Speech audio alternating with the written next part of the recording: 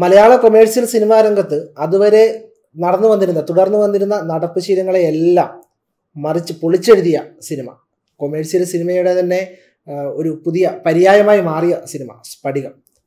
അതോടൊപ്പം ഓസ്കാർ എന്ന വാക്ക് മലയാള സിനിമയുമായി ബന്ധപ്പെട്ട് ആദ്യമായി കേൾക്കുന്ന ഗുരു എന്ന സിനിമ. പിന്നെയുമുണ്ട് സിനിമകൾ, യുവതുർക്കി, മാസ്മരം, എന്നിട്ടും ഇങ്ങ് വന്നാൽ പാട്ടിൻ്റെ പാലാഴി വരെയുള്ള സിനിമകൾ.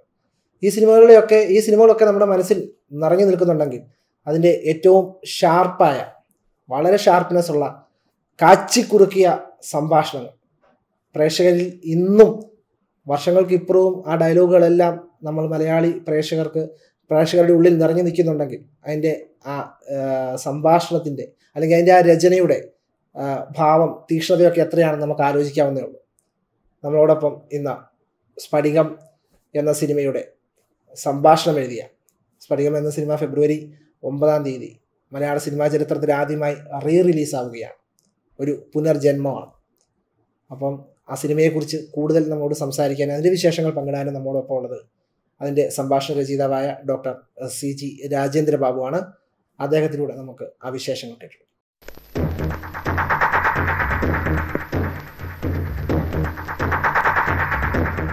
സ്ഫടികം എന്നൊരു സിനിമ ഇപ്പം മലയാളികളെ സംബന്ധിച്ച് മലയാള സിനിമാ ചരിത്രത്തിൽ ഒരു കൾട്ട് കൊമേഴ്സ്യൽ മൂവി തന്നെ എക്കാലത്തെ എന്ന് തന്നെ നമുക്ക് പറയാം. പക്ഷേ ഈ 28 വർഷമായി സ്ഫടികത്തിൻ്റെ ആദ്യ റിലീസ് അല്ലെങ്കിൽ അന്നത്തെ കൊട്ടകളിൽ വന്നിട്ട് 28 വർഷം എന്ന് പറയുമ്പോൾ 28 വർഷവും മലയാളികളുടെ ഒപ്പം സഞ്ചരിച്ചു കൊണ്ടിരുന്ന ഒരു സിനിമ തന്നെയാണ്. അപ്പം നമ്മൾ പറയുന്ന പോലെ ഒരു ഈ പക്കാ ആർട്ട് അല്ലെങ്കിൽ ഈസ്തെറ്റിക്സ് വാല്യുള്ള സിനിമകൾക്കപ്പുറം ഒരു കൊമേഴ്സ്യൽ മൂവി ഇത്രത്തോളം മലയാളികളുടെ ഒപ്പം സഞ്ചരിക്കുകയും 28 വർഷത്തിന് ശേഷം അങ്ങനെ ഈ TV-യിലും അല്ലെങ്കിൽ യൂട്യൂബ്, സ്മാർട്ട് ഫോണുകളിലൊക്കെ നിറഞ്ഞു നിൽക്കുന്ന ആ സിനിമ വീണ്ടും തിയേറ്ററുകളിൽ, അത് ഇന്നത്തെ കാലത്തെ ടെക്നിക്കലായിട്ടുള്ള മുന്നേറ്റങ്ങളുടെയൊക്കെ ചൂട് പിടിച്ച് വരുമ്പോൾ അതിന് ഇക്കാലത്ത് എന്താണ് അതിൻ്റെതായ ഒരു പ്രസക്തി? തിയേറ്ററിൽ അതിൻ്റെ പ്രസക്തി എന്താണ്? സിനിമയ്ക്ക് അതിൻ്റെതായ പ്രസക്തിയുണ്ട്, തിയേറ്ററിൽ അതിൻ്റെ പ്രസക്തി എന്താണ്? തീർച്ചയായിട്ടും ആ ചോദ്യം വളരെ വളരെ പ്രസക്തമായിട്ടുള്ള ചോദ്യമാണ്. കാരണം എന്തിനാണ് ഇപ്പോഴങ്ങനെ ഒരു സിനിമ? കാരണം എനിക്ക് തോന്നുന്നു കഴിഞ്ഞ ആഴ്ച പോലും ഒരു ചാനലിൽ സ്ഫടികം കണ്ടിരുന്നു. അപ്പോൾ എത്രയോ ആവർത്തി നൂറുകണക്കിന് പല ചാനലുകളിലൂടെ ആളുകൾ കണ്ട സിനിമ തന്നെയാണ്, ഇപ്പോഴും കണ്ടുകൊണ്ടിരിക്കുന്ന സിനിമയാണ്. എന്നിട്ടും എന്തുകൊണ്ട് ഇങ്ങനെ ഒരു സാധ്യത നമ്മൾ അന്വേഷിച്ചു എന്നുള്ളത് നല്ല പ്രസക്തമായ ചോദ്യമാണ്. സ്ഫടികം പോലെ ഒരു സിനിമ പുതിയ കാലഘട്ടത്തിലേക്ക് നമ്മൾ ചേർത്ത് വെച്ച് ചിന്തിക്കുമ്പോൾ ടെക്നോളജി വളരെ മാറിയിരിക്കുന്നു. സ്ഫടികം ഇറങ്ങി 28 വർഷം മുമ്പ് ഉള്ള എല്ലാ തരത്തിലുള്ള ടെക്നോളജിക്കൽ പാറ്റേൺസും മാറിയിരിക്കുന്നു. അപ്പോൾ ഈ പുതിയ സാധ്യതകൾ ഉപയോഗപ്പെടുത്തിക്കൊണ്ട്, ഒരുപക്ഷെ എല്ലാ സിനിമകളും ഈ പുതിയ സാധ്യതകൾ ഉപയോഗപ്പെടുത്തിക്കൊണ്ട് ചെയ്യാൻ നമുക്ക് പറ്റിയെന്ന് വരില്ല. പക്ഷേ സ്ഫടികം അതിന് ഡിസർവിംഗ് ആയ ഒരു സിനിമയാണ് എന്നുള്ളതാണ്. അത് ചോദ്യത്തിലുള്ളതുപോലെ അതൊരു കൊമേഴ്ഷ്യൽ ഹിറ്റ് ആയിരുന്നു എന്നുള്ളത് മാത്രമല്ല അതിൻ്റെ കാരണം. ഒന്നാമത് അതിൻ്റെ കണ്ടന്റ് ഏറ്റവും യൂണിവേഴ്സലാണ്. കണ്ടന്റ് യൂണിവേഴ്സൽ എന്ന് പറയുമ്പോൾ ഒരു ഫാദർ സൺ കോൺഫ്ലിക്റ്റ്, ഒരു കേവലമായ ഒരു ഫാദർ സൺ കോൺഫ്ലിക്റ്റ് അല്ലല്ലോ അതിൻ്റെ കണ്ടന്റ് എന്ന് പറയുന്നത്. അച്ഛൻ മകൻ കോൺഫ്ലിക്റ്റ് ഒരുപാട് സിനിമകൾ നമുക്കുണ്ടായിട്ടുണ്ട്. പക്ഷേ ഇത് ഈ നമ്മുടെ പ്രാകൃതമായിട്ടുള്ള മനോഭാവങ്ങളും പ്രാകൃതമായിട്ടുള്ള വിദ്യാഭ്യാസ സങ്കല്പങ്ങളും ശിക്ഷണ സമ്പ്രദായങ്ങളും ഒക്കെ ആയിട്ട് ബന്ധപ്പെടുന്ന ഒരു ഫാദർ സൺ കോൺഫ്ലിക്റ്റ് ആണ്. സോ അതുകൊണ്ട് തന്നെ ഈ പ്രമേയത്തിനൊരു യൂണിവേഴ്സാലിറ്റി ഉണ്ട്. കാരണം ഇന്നും നമുക്കറിയാം, ഇന്നും ഇതുപോലെയുള്ള നിരവധി ചാക്കോമാഷെ പോലുള്ള നിരവധി പിതാക്കന്മാരുണ്ട്, ചാക്കോമാഷെ പോലെയുള്ള നിരവധി അധ്യാപകരുണ്ട്.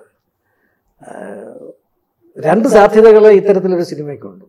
ഒന്ന്, ഇങ്ങനെ ഈ തല്ലി പഴിപ്പിക്കുന്ന ഒരാൾ ഒരു ആടുതോമയെ പോലെ ആകാം, അല്ലെങ്കിൽ ഒരു സന്യാസിയാവാം, പള്ളിയിലച്ഛനാവാം. ഇതാണ്. അപ്പം നമ്മൾ തിരഞ്ഞെടുത്ത ഇതിൻ്റെ മേക്കേഴ്സ് തിരഞ്ഞെടുത്തത് ഇങ്ങനെ തല്ലിപ്പഴിപ്പിച്ച ഒരാൾ വളരെ വളരെ വിരുദ്ധമായ മാർഗങ്ങളിലേക്ക് പോയിട്ട് ആടുതോമയായി മാറുന്നു എന്നുള്ളതാണ് നമ്മൾ തിരഞ്ഞെടുത്തത്. പക്ഷെ അത് അക്സെപ്റ്റബിലിറ്റി വളരെ കൂടുതലായിരുന്നു. അക്സെപ്റ്റബിലിറ്റി ഉണ്ട്. ആ സിനിമയിലും ഉണ്ടല്ലോ ഈ ആടുതോമയുടെ ക്യാരക്ടർ, അതിന്റെ 3 കാലഘട്ടം ലോറിയുടെ പേരിലൂടെ തന്നെ മേരിദാസൻ, ചെകുത്താൻ, സ്ഫടികം, ഈ മൂന്ന് ട്രാൻസ്ഫർമേഷൻ അതിലുണ്ട്. അപ്പൊ അതുകൊണ്ട് തന്നെ ഇത്തരത്തിൽ അന്ന് തന്നെ ഈ ഇതിന്റെ ആദ്യത്തെ റിലീസ് ചെയ്ത ആ പ്രിന്റ് നോക്കിയാൽ പോലും അതിനകത്ത് ഒരുപാട് സാധ്യതകൾ, ശബ്ദത്തിന്റെ ഒക്കെ ഒരുപാട് സാധ്യതകൾ ഉണ്ടായിരുന്നു. അത് ആ കാലഘട്ടത്തിലെ ടെക്നോളജിക്ക് അനുസരണമായിട്ട് നമുക്ക് അത്രേ ചെയ്യാൻ കഴിഞ്ഞിരുന്നുള്ളൂ. ഒരുപാട് പരിമിതികൾ ഉണ്ടായിരുന്നു. കാരണം സിംഗിൾ ട്രാക്കിലൊക്കെയാണ് നമ്മൾ എടുക്കേണ്ടത്. ശബ്ദത്തിന് പുതിയ സിനിമയിൽ വന്നിരിക്കുന്ന വലിയ ഒരു മാറ്റമുണ്ട് ലോകതലത്തിൽ തന്നെ. കാരണം സൗണ്ടാണ് ഒരു പുതിയ സിനിമയെ നിർണ്ണയിക്കുന്നതെന്ന് വന്നിട്ടുണ്ട്. അപ്പോൾ അവതാർ പോലുള്ള സിനിമകളാണെങ്കിലും ശരി, ഇപ്പോൾ ടൈറ്റാനിക്കിലൊക്കെ തുടങ്ങുന്ന ഒരു കൺസെപ്റ്റാണ്. അപ്പോൾ അതാണ് ഈ 4K അറ്റ്മോസിന്റെ പ്രത്യേകത. അങ്ങനെ ഒരു പുതിയ ടെക്നോളജിയിലൂടെ ഇത് വന്നാൽ അത് ഇപ്പോഴത്തെ ഒരു ന്യൂ ജനറേഷൻ ഓഡിയൻസിന് ഈ പുതിയ ഹോളിവുഡ് സിനിമകളും ഈ പുതിയ സിനിമാ സങ്കല്പങ്ങളുമായിട്ടൊക്കെ പരിചയപ്പെട്ടിരിക്കുന്ന ഒരു ഓഡിയൻസിന്, ന്യൂ ജനറേഷൻ ഓഡിയൻസിന് പഴയ രീതിയിൽ ഒരു വിഭവം കൊടുത്താൽ പോരാ. അപ്പോൾ അതുകൊണ്ട് തന്നെ ഈ പുതിയ ടെക്നോളജിയിലൂടെ നമ്മളത് അവതരിപ്പിക്കണം എന്ന് ആഗ്രഹിച്ചു. ആ സാധ്യതയാണ് നമ്മൾ ഉപയോഗപ്പെടുത്താൻ തീരുമാനിച്ചത്. ആ സാധ്യത ഉപയോഗപ്പെടുത്തുന്നത് ഒരു പുതിയ അനുഭവമാക്കി മാറ്റാൻ കഴിയും എന്ന് തന്നെയാണ്, അതാണ് നമ്മുടെ പ്രതീക്ഷ. ഈ എത്രയോ തവണ കണ്ടവർക്കും ഒരു ന്യൂ എക്സ്പീരിയൻസ് ആയി തീരും ഈ സിനിമ ടെക്നോളജിക്കലി. അതാണ് തിയേറ്റർ എന്ന് ചോദിച്ചല്ലോ. ഇപ്പൊ തിയേറ്ററിൽ എന്തുകൊണ്ട് ഇതൊരു വൈഡ് റിലീസിൽ തന്നെ അത് കടന്നു വരുന്നതിന്റെ പ്രസക്തി അതാണ്. അപ്പം ഒരു ചുരുക്കം ഈ മോഹൻലാൽ ഫാൻസ് എന്ന് പറയുന്നവർക്ക് മാത്രമല്ല, എല്ലാവരും ഉദ്ദേശിച്ചു തന്നെയാണ്. തുടക്കത്തിൽ അങ്ങനെ ഉണ്ടായിരുന്നു, മോഹൻലാൽ ഫാൻസിന് വേണ്ടി. അതെ, കാരണം മോഹൻലാലിന്റെ പല ഭാവങ്ങളും നല്ല രീതിയിൽ ഉപയോഗപ്പെടുത്തിയിരിക്കുന്ന നിരവധി സിനിമകളുണ്ട്. കാരണം അദ്ദേഹം ഒരു യൂണിവേഴ്സൽ ആക്ടറാണ്. പക്ഷെ ഈ ലാലിന്റെ എല്ലാ ഭാവങ്ങളും ഒരുമിച്ച് ഒരു ചിത്രത്തിൽ കാണാൻ കഴിഞ്ഞ സിനിമകളിൽ ഒന്നാണ്, ഒരു പക്ഷേ അങ്ങനെയുള്ള സിനിമകളിൽ ഒന്നാണ് സ്ഫടികം എന്ന് പറയുന്നത്. അപ്പോൾ ഈ വളരെ സട്ടിലാണ് പലപ്പോഴും ലാല്. പക്ഷെ ഈ ലാല് വിശ്വരൂപം എടുക്കുന്നതും ആ സിനിമയിലുണ്ട്. വളരെ സട്ടിലായി പോകുന്ന, വളരെ നിശബ്ദമായി കണ്ണാടിക്ക് റീബാൻ ഗ്ലാസിനടിയിലൂടെ ഒരു തുള്ളി കണ്ണുനീര് വരുന്ന ലാലിനെയും കാണാം. പക്ഷെ ഈ വിജൃംഭിച്ച് വിശ്വരൂപം എടുക്കുന്ന ഒരു ലാലിനെയും, ഇത് രണ്ടും ആ കോൺട്രാസ്റ്റിനെ നല്ലപോലെ സമന്വയിപ്പിച്ചു എന്നുള്ളതാണ് ഇതിന്റെ ഒരു. അപ്പൊ എനിക്ക് ആ സിനിമ എത്രയോ വട്ടം മലയാളികൾ കണ്ടിട്ടുണ്ട് എന്ന് അറിയില്ല, അത്രയധികം കണ്ടിട്ടുണ്ട്. അപ്പം എപ്പോഴും തോന്നിയിട്ടുണ്ട് അതിൻ്റെ അകത്ത് ഡയലോഗുകൾ, അതിന്റെ ഡയലോഗ് റൈറ്റർ ആയതുകൊണ്ട് അതൊരു ക്രിസ്ത്യൻ പശ്ചാത്തലത്തിൽ, പ്രത്യേകിച്ച് കോട്ടയം അല്ലെങ്കിൽ ചങ്ങനാശ്ശേരി ഒരു ക്രിസ്ത്യൻ പശ്ചാത്തലമാണ് അതിന്റെ ലാംഗ്വേജ് വരുന്നത്. അങ്ങ് ഒരു ഓണാട്ടുകരക്കാരൻ, ഓണാട്ടുകരയുടെ വാമൊഴിയുടെ വഴക്കവും ചെരിവും അല്ലെങ്കിൽ അതിന്റെ ചതുരതയും താളം എല്ലാം അങ്ങയുടെ ഭാഷകളിലും മറ്റു സിനിമകളിലും ഇപ്പൊ യുവതുർക്കി പോലെയുള്ള സിനിമകളിൽ നന്നായിട്ട് ഊറ്റിപ്പിഴിഞ്ഞ് എടുത്തിട്ടുണ്ട്. ഇതിലോട്ട് വരുമ്പം അങ്ങേക്കുണ്ടായിരുന്ന വെല്ലുവിളി എന്ന് പറയുന്നത് എങ്ങനെയാ? അതൊരു വലിയ വെല്ലുവിളി തന്നെയായിരുന്നു. വെല്ലുവിളി എന്ന് പറയുന്നത് ഒരു വളരെ ഡിഫറെന്റ് കൾച്ചറിലുള്ള ഡയലോഗുകളാണ്. പ്രത്യേകിച്ച് കാഞ്ഞിരപ്പള്ളി പ്രദേശത്ത് സംഭവിക്കുന്നു എന്ന് സങ്കല്പിച്ചിട്ടുള്ള ഒരു പ്രമേയമാണ്. അപ്പൊ അതുകൊണ്ട് തന്നെ ആ ഒരു ലാംഗ്വേജ് ഒരു വലിയ വെല്ലുവിളിയായിരുന്നു. ലാംഗ്വേജ് മാത്രമല്ല, കൺസെപ്റ്റ്സ് ഒരു വെല്ലുവിളിയായിരുന്നു. അപ്പൊ അതിന് കുറേയേറെ ഗവേഷണങ്ങൾ ആവശ്യം വന്നിട്ടുണ്ട്. പിന്നെ തീർച്ചയായിട്ടും ഈ കഥയുടെ ശില്പി സംവിധായകനായ ഭദ്രൻ ആയിരുന്നു. അപ്പോൾ അദ്ദേഹം ആ കൾച്ചറിൽ വളരെ വളരെ വളരെ അറിഞ്ഞ് അതിൽ ജീവിക്കുന്ന ഒരാളാണ്. അപ്പൊ അത് തീർച്ചയായിട്ടും സംഭാഷണ രചനയ്ക്ക് വലിയ സഹായകമായത് ഭദ്രന്റെ ആ ഒരു ബാക്ക്ഗ്രൗണ്ടാണ്. അപ്പോൾ അതുകൊണ്ട് തന്നെ ഇപ്പോൾ എഴുത്തെന്ന് പറയുന്നത് 1.5 വർഷത്തോളം അതിൻ്റെ രചന എടുത്തു. അപ്പോൾ ഞാൻ പഠിക്കുന്നതോടൊപ്പം ഭദ്രൻ ആ ഒരു കൾച്ചറിലേക്ക് എന്നെ കൊണ്ടുവരികയും ചെയ്തിട്ടുണ്ട്, എന്നെ പഠിപ്പിക്കുകയും ചെയ്തിട്ടുണ്ട് ആ കൾച്ചർ. എൻ്റെ ആദ്യത്തെ സിനിമയുമാണ്. അപ്പോൾ അതുകൊണ്ട് ഇതൊരു പിന്നെ അദ്ദേഹത്തിൽ ഞാൻ ഒരുപാട് പഠിക്കുകയും ചെയ്തു ആ കൾച്ചറിനെ പറ്റി. പിന്നെ ഒരു റൈറ്ററെ സംബന്ധിച്ചിടത്തോളം ഈ ഭാഷ എന്ന് പറയുന്നത് ഞാൻ പലതും എനിക്കങ്ങനെ ഒരു പർട്ടിക്കുലർ മോഡ് ഓഫ് റൈറ്റിംഗ് ഉള്ള ആളല്ല. ഇപ്പോൾ ഞാൻ ഇപ്പോൾ യൂതർക്ക് ചെയ്യുമ്പോൾ വേറൊന്നായി. ഇപ്പോൾ ഗുരുവിന് തിരക്കഥയും സംഭാഷണവും എഴുതിക്കൊണ്ട് കടന്നു വരുമ്പോൾ അത് വേറൊരു ലാംഗ്വേജാണ് ഗുരുവിൽ. ഗുരുവിന്റെ ലാംഗ്വേജ് അത് വളരെ ഡിഫറൻ്റ് ആയ ഒരു കൺസെപ്ച്വൽ ലാംഗ്വേജ് എന്നൊക്കെ പറയും. അത്തരത്തിൽ ആളുകൾ സംസാരിക്കുമെന്ന് ചോദിച്ചാലില്ല. പക്ഷെ അതാണ്. അപ്പൊ അതുകൊണ്ട് അങ്ങനെ ഒരു റൈറ്റിംഗ് പാറ്റേൺ അതാണ് എൻ്റേത്. പിന്നെ ഈ സിനിമയെ സംബന്ധിച്ചിടത്തോളം ആ ചോദ്യം വളരെ ശരിയാണ്. കാരണം ആ ഒരു ക്രിസ്ത്യൻ കൾച്ചർ, പ്രത്യേകിച്ച് ബൈബിളിന്റെ ഒരു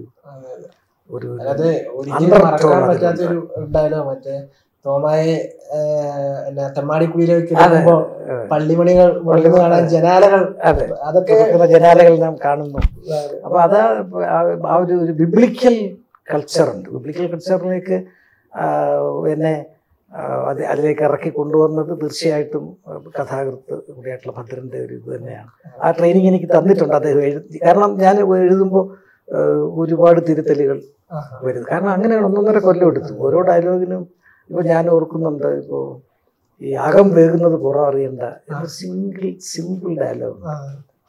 അതായത് കല്യാണത്തിന് പിന്നെ ചിപ്പിയെ മകളെ ഇനി കൈപിടിക്കാൻ ഞാൻ വേണ്ട, നിനക്ക് ഇറങ്ങാം എന്ന് പറയുമ്പോൾ അയ്യോ മാഷ അങ്ങനെ തീരുമാനിക്കരുത് എന്ന് ലളിത ചേച്ചി പറയുമ്പോൾ വിവാഹ വീടാണ്, അകം വേകുന്നത് പുറം അറിയണ്ട.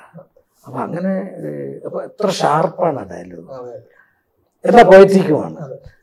ഇതിനകത്ത് ഡയലോഗുകൾ ഒത്തിരി ഡയലോഗുണ്ട്, പോയറ്റിക് ആണ്, നല്ല സാഹിത്യം തുളുമ്പുന്നതാണ്, പോയറ്റിക്കാണ് പലതും, വളരെ എന്നാൽ വളരെ ഇതുമാണ്. ഞാൻ എപ്പോഴും ആലോചിക്കാറുണ്ട്. ഇപ്പം യുവതുർക്കിയിലാണേലും സ്ഫടികത്തിലാണേലും പിന്നീട് ഞാൻ കണ്ടിട്ടുള്ള ഒരുപാട് ഈ ആക്ഷൻ മൂവികളിൽ നെടുനീളം ഡയലോഗ് ഇങ്ങനെ ഈ ഒരു വെർബൽ ഡയറിയ കിടക്കുന്നത് മലയാളത്തിൽ അങ്ങനെ ഒരു ട്രെൻഡ് പിന്നീട്. അതെ, പക്ഷെ ഇത് 1-2 സെന്റൻസ് കൊണ്ട് വലിയൊരു വിശ്വരൂപം കാണിക്കാൻ അങ്ങനെ ആയിരിക്കും ഡയലോഗ്.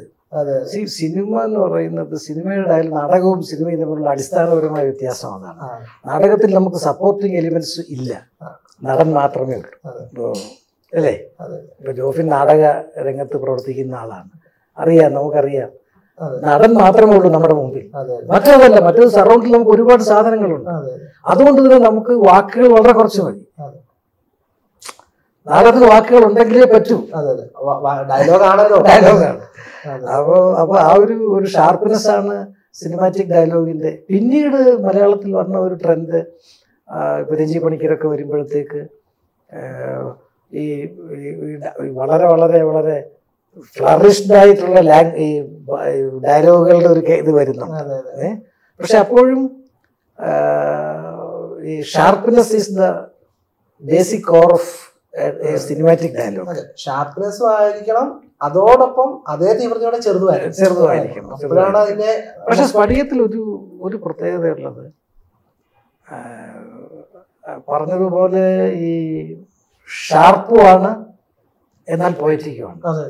നമ്മുടെ വളരെ സാധാരണക്കാരായിട്ടുള്ള ആളുകൾ സംസാരിക്കുന്ന രീതിയിൽ ഉള്ള ഒരുപാട് ഡയലോഗുകൾ ഉള്ളപ്പോഴും പോയറ്റിക് ആയിട്ടുണ്ട് പലയിടത്തും. സിനിമ തുടങ്ങുന്നത് തന്നെ ഈ ആരും അങ്ങനെ ഒരു സിനിമയുടെ തുടക്കത്തിലെ ഡയലോഗ് ഇട്ടിട്ടുണ്ടോ എന്ന് എനിക്ക് അറിഞ്ഞുണ്ട്. പൂക്കോയി മലയാളി പോലെ എന്നാണ് സിനിമയില് ആദ്യത്തെ ഡയലോഗ് എന്ന് പറയുന്നത് തന്നെ ഇതാണ്. അത് ഒരു അന്ധവിശ്വാസം നിലനിൽക്കുന്ന ഒരു ഫീൽഡാണ് എപ്പോഴും, പ്രത്യേകിച്ച് കൊമേഴ്സ്യൽ ഇൻഡസ്ട്രി. അവിടെ ഇങ്ങനെ ഒരു നെഗറ്റീവ് വേർഡ് ഞാൻ കേട്ടിട്ടുണ്ട്. പലപ്പോഴും ഈ നെഗറ്റീവ് വേർഡ് ഉപയോഗിച്ച് സിനിമ സ്റ്റാർട്ട് ചെയ്യത്തില്ല, ഒത്തിരി ഞാൻ കേട്ടിട്ടുണ്ട്. അവിടെ ഇത് സാധിച്ചത് അവിടെ അതൊക്കെ അന്നൊക്കെ വലിയ ധൈര്യവും വെല്ലുവിളിയും തന്നെയായിരുന്നു. അത്തരം ചില കാര്യങ്ങൾ കൊണ്ടൊക്കെ തന്നെ അതിന്റെ ചില അവാർഡ് സാധ്യതകളൊക്കെ നഷ്ടപ്പെട്ടിട്ടുണ്ട്. ഏത് ഈ ചോരകുടി, ആട്ടിന്റെ ചോര കുടിക്കുന്നത്, പൂക്കോയി പലയാടി, ഇങ്ങനെ തുടങ്ങും. ഇതൊക്കെ അന്ന് ചില ആളുകൾ പറഞ്ഞിട്ടുണ്ട്, ഇതൊക്കെയാണ് അവാർഡൊക്കെ പോകാനുള്ള കാരണം. എന്തുകൊണ്ട് ഇങ്ങനെ ഒരു യൂണിവേഴ്സൽ തീമായിട്ടുള്ള ഒരു ഈ നല്ലൊരു അന്നത്തെ ഒരു കാലഘട്ടത്തിൽ ഈ കമേഴ്ഷ്യൽ സിനിമകൾക്ക് അങ്ങനെ അവാർഡുകളൊന്നും ഇപ്പോഴാണ് ആ ഒരു കൾച്ചർ മാറി. മറ്റേതല്ല, മറ്റേത് അവാർഡ് സിനിമകളും കൊമേഴ്സ്യൽ സിനിമകളും നന്നായി കുറഞ്ഞു. ഇത് ഇപ്പൊ പറഞ്ഞ ഈ ഡയലോഗ്, ഈ കോട്ടയം പ്രത്യേകിച്ച് ഞാൻ ഒരു ഈ കോട്ടയം ഈ കാഞ്ഞിരപ്പള്ളിയോട് അടുത്ത് ജനിച്ച് താമസിച്ച ഒരാളായതുകൊണ്ട് ഞാൻ ഒരിക്കലും വിശ്വസിച്ചില്ല ഇത് ഈ നാട്ടുകാരനല്ലാത്ത മറ്റൊരാളെ എഴുതിയ, അന്ന് നമുക്കറിയില്ല ആളാണ് എഴുതിയത്. പ്രത്യേകിച്ച് ഈ രാജേന്ദ്രദേവനെയൊക്കെ അത്ര ഇതായിട്ട് എന്താ പറയാ പ്രാദേശികത എന്ന് പറയുന്നത് അത്ര ചേർന്ന് വന്ന്, അത് മണിമല വക്കച്ചൻ, നമ്മളൊരു മണിമലക്കാരനാണ്, മണിമല വക്കച്ചൻ. അപ്പം ഇതെല്ലാം വരുമ്പോഴും ഓണാട്ടുകാർക്ക് ഇപ്പൊ ഒത്തിരി സിനിമയെ കണ്ടിട്ടുണ്ട് ഈ അവന് വരെ തെങ്ങ് വെക്കാം. ഓണാട്ടുകാർക്ക് സ്വന്തമായിട്ടുള്ളൊരു സംഭവമുണ്ട്, 18-ാം പട്ട. 18-ാം പട്ടയെ ഇവിടെ കൊണ്ടുവരാനും അംഗീകരിക്കും. അത് വളരെ എന്താണ് ഒരു നല്ല ബുദ്ധിമാനായ ഒരു റൈറ്റർക്ക് അത് പറ്റത്തുള്ളൂ. അവിടെയാണ് എനിക്ക് തോന്നുന്നത് ആ 18-ാം പട്ട എന്നുള്ള ഒരു വാക്കുണ്ടല്ലോ, അതായിരിക്കും ചിലപ്പം CG രാജേന്ദ്രബാബു ഡയലോഗ് അടയാളം അതിൻ്റെ അകത്ത്. അങ്ങനെ പറയാം. പിന്നെ അത് ഭാസ്കര മാഷ ആ വാക്ക് തന്നെ എടുത്ത് പിന്നെ 18-ാം പട്ട അത് നമുക്ക് നിർബന്ധം ഉണ്ടായിരുന്നു. ഭാസ്കര മാഷ ആ വാക്ക് ഉപയോഗിക്കണം എന്നുള്ള ഒരു നിർബന്ധം ഉണ്ടായിരുന്നു. കാരണം അതൊരു പ്രതീകമാണ്. കാരണം ആ 18-ാം പട്ടയാണ് വെക്കുന്നത്. ഞാനിത് കരിവീട്ടിയിലേക്ക് വെച്ച് കിട്ടും. പക്ഷെ ഈ ഒരു കാര്യം നമുക്ക് പിന്നെ ഞാൻ എപ്പോഴും പറയും, അതായത് ആ കൾച്ചറിൽ ജനിച്ചു വളർന്ന ആ ഒരു ഈ ഖദറിലൂടെയാണ് ഞാൻ ആ കൾച്ചറിലേക്ക് ഇറങ്ങിച്ചെന്നത്. അതെപ്പോഴും ആ ഒരു വഴി. കാരണം പുള്ളി ഓരോ ഇതിലും പറയുക, നമുക്ക് കാഞ്ഞിരപ്പള്ളി പാല ആ ഒരു ദേശത്തിന്റെ അത് കാരണം പുള്ളി അതിൽ ജീവിച്ചു വളർന്ന ആളാണ്. അപ്പൊ ആ ഒരു തിരുത്തലുകളും വെട്ടലുകളും രൂപപ്പെടുത്തലുകളും ഒക്കെ നടക്കുമ്പോൾ പിന്നെ നമ്മൾ അതിലേക്ക് അറിയാതെ ആ കൾച്ചറിലേക്ക് അങ്ങനെ ഇറങ്ങി ഇത് ചെയ്യുകയും ചെയ്തു. പിന്നെ എൻ്റെതായ ഒരു റിസർച്ചും അതിൽ സംഭവിച്ചു. നമ്മള് സ്ഫടികം ഒരു കൾട്ട് സിനിമ എന്ന് പറയുന്നതിന് കാരണം അത് ചുമ്മാ ഒരു കൊമേഴ്സ്യൽ ആയതുകൊണ്ട് പറയുന്നതല്ല. ആ സിനിമയിലെ പലതും കൾട്ടായി. റെയ്ബാൻ ഗ്ലാസ്, മുണ്ട് വലിച്ച്, ബുള്ളറ്റ്, ഇതെല്ലാം കൾട്ട. ഒപ്പം ചില സംഭവമുണ്ട് ഈ പറഞ്ഞ പോലെ 18-ാം പട്ട, അതുപോലെ ഓട്ടക്കാരാണ്. ഇതൊക്കെ എന്താണ് ഈ ഭദ്രൻ അദ്ദേഹം കഥ കൊണ്ടുവരുമ്പോഴേ ഇതൊക്കെ ഉണ്ടായിരുന്നതാണോ? പിന്നെ ഇത് ഡയലോഗ് വരുമ്പോൾ ഇതൊക്കെ എങ്ങനെ ഉൾപ്പെടുത്താൻ സാധിക്കും? വലിയ ചർച്ചകൾ നടന്നിട്ടുണ്ട് ഓരോ ഇത്തരത്തിലുള്ള കൺസെപ്ഷൻ. കാരണം ഈ മോഹൻലാൽ ഉപയോഗിക്കുന്ന കണ്ണട, ആ മുണ്ടിന്റെ കര, ഈ അത്തരം സൂക്ഷ്മതയിൽ പോലും കടന്നു ചെന്നിട്ടുണ്ട്. ആ ഷൂസ് എങ്ങനെ വേണം എന്നൊക്കെയുള്ള കാര്യത്തിലൊക്കെ ഈ അതുപോലെ ലാലിന്റെ ആ ഒരു ഇരിക്കട്ടെ വടി എന്ന് പറഞ്ഞിട്ട് ആ ഒരു വാക്കിംഗ് സ്റ്റിക്ക് ഉണ്ടല്ലോ, അപ്പൊ അതിന്റെ രൂപത. കാരണം ഇത്തരം കാര്യങ്ങളിൽ വളരെ വളരെ ഈ സൂക്ഷ്മമായി ചിന്തിക്കുന്ന കൺസെപ്റ്റ്സ് ഉള്ള ഒരു ഡയറക്ടറാണ്. അപ്പൊ അദ്ദേഹം നിർബന്ധമായിരുന്നു അത്. റൈബാൻ ഗ്ലാസ് എന്ന് പറയുന്ന ആ അദ്ദേഹം ഉദ്ദേശിച്ച ഗ്ലാസ് വരുന്നതിന് വേണ്ടി ഷൂട്ടിംഗ് അര ദിവസം നീണ്ടിട്ടുണ്ട്. അദ്ദേഹം ചോദിക്കുന്നത് ഈ ഡയലോഗിന് ശേഷം വന്നതാണോ അതോ പിന്നീട് ഇതെല്ലാം അത് ചർച്ചകളിലൂടെ ഉരുത്തിരിഞ്ഞതാണ്. പക്ഷെ ലാലിനെ എങ്ങനെ അവതരിപ്പിക്കണം എന്ന് തീരുമാനിച്ചപ്പോൾ എല്ലാം പ്രത്യേകതയായിരിക്കണം എന്നുള്ള ചിന്ത കൊണ്ടാണ്. ലാലിന്റെ വേഷം, കണ്ണട, റെയ്ബാൻ, ആ ബുള്ളറ്റ് ട്രെയിന്, ഇത്തരം കാര്യങ്ങളിൽ അത് എന്താ പറയാ ഒരുപാട് ചർച്ചകളിലൂടെയാണ് ഇത്തരം ഈ ബിംബങ്ങൾ കടന്നു വന്നിരിക്കുന്നത്. അത് വെറുതെ എഴുതിപ്പോയതല്ല എന്നുള്ളതാണ്. ഒരുപാട് ചർച്ചകളിലൂടെ കടന്നു വന്നിട്ടുള്ള. ഏതായാലും ഇപ്പം ഫെബ്രുവരി 9 റിലീസാകുമ്പം ഏറ്റവും വലിയ നഷ്ടം എന്ന് പറയുന്നത് അതിനകത്ത് ജംസ് ആയിരുന്നുള്ള കുറേ അധികം ആക്ടേഴ്സ് വിട്ട് പോയി. ലളിത ചേച്ചി, തിലകൻ, വേണുചേട്ടൻ, എത്രയോ പേര്, വില്യംസ്, ആദ്യം ഇതിന്റെ ക്യാമറ വില്യംസ് ആയിരുന്നു. അപ്പൊ അവര് ഒക്കെ പോയി. അന്ന് ആ സിനിമയുടെ ഭാഗമായിരുന്ന ഇന്ദ്രൻസ് ഇന്ന് മലയാള സിനിമയിൽ എവിടെയോ ആ സിനിമയിൽ ഇന്ദ്രൻസ് കോസ്റ്റ്യൂം ഒരുപക്ഷെ അവസാനം കോസ്റ്റ്യൂം ഒക്കെ. അതായത് തമാശയ്ക്ക് ഓർക്കുന്നത്, ഈ ഭദ്രന്റെ വീടിന്റെ ടെറസിന്റെ മുകളിൽ ഞങ്ങള് ഡിസ്കഷൻ നടക്കുന്ന അവസരത്തിൽ ഇന്ദ്രൻസ് കോസ്റ്റ്യൂമിന്റെ കാര്യമൊക്കെ ഡിസ്കസ് ചെയ്യാൻ വരുന്നു. അങ്ങനെ ഡിസ്കസ് ചെയ്യാൻ വരുമ്പോൾ ഒരു ചിരി ചിരിച്ചു. ഇന്ദ്രൻസിന്റെ ഒരു ചിരി. ആ ചിരിയാണ് പിന്നീട് ഇടിയോടിരി തോമാച്ചാന്റെ തുണിയോട് ചിരി എന്ന് പറയുമ്പോൾ എന്ന് പറഞ്ഞ് ആ ചിരി ഇന്ദ്രൻസ് ആദ്യമായിട്ട് ചിരിക്കുകയാണ്. ആ ചിരിയാണ് ഇന്ദ്രൻസിനെ ആ പടത്തിലേക്ക് കാസ്റ്റ് ചെയ്യുന്നത്. ചിരിയിലൂടെയാണ്. അതേപോലെ ആ സമയത്ത് അപ്പം എനിക്ക് തോന്നുന്നു ഇത് റിലീസായ സമയത്ത് ഏറ്റവും ആദ്യം വന്ന പോസ്റ്ററുകൾ, പ്രത്യേകിച്ച് അന്ന് പ്രിന്റ് മാധ്യമങ്ങളിലായിരുന്നു വന്ന പോസ്റ്ററുകളിൽ ഒന്ന് സിൽക്ക് സ്മിതയെ കൈ പിടിച്ചുകൊണ്ട് ചന്തേക്കൂടെ നടക്കുന്ന പോലീസ് കൊണ്ട് ആ ഒരു ഇതായിരുന്നു, വലിയ വിവാദമായില്ല ആ സമയത്ത്. പ്രത്യേകിച്ച് സിൽക്ക് സ്മിതയ്ക്ക് മറ്റൊരു അതുകൊണ്ടായിരിക്കും ആ സമയത്ത് ഇത് കുടുംബ പ്രേക്ഷകർ സ്വീകരിക്കത്തില്ല. ഒരു കുടുംബത്തിനകത്തുള്ള ആളായിരുന്നില്ല നമ്മുടെ സിനിമയിൽ, അങ്ങനെയുള്ള ഒരു നടിയായിരുന്നില്ല. അത് ഒക്കെ അപാരമായ ഒരു ധൈര്യത്തിന്റെ ഇത് തന്നെയാണ്. കാരണം അതൊക്കെ വളരെ നേരത്തെ സ്മിത തന്നെയാണ് ആ റോള് ചെയ്യുന്നത്. അതിലൊരു മാറ്റം ഉണ്ടായിട്ടില്ല. അതൊക്കെ ആദ്യത്തെ തീരുമാനം തന്നെയാണ്.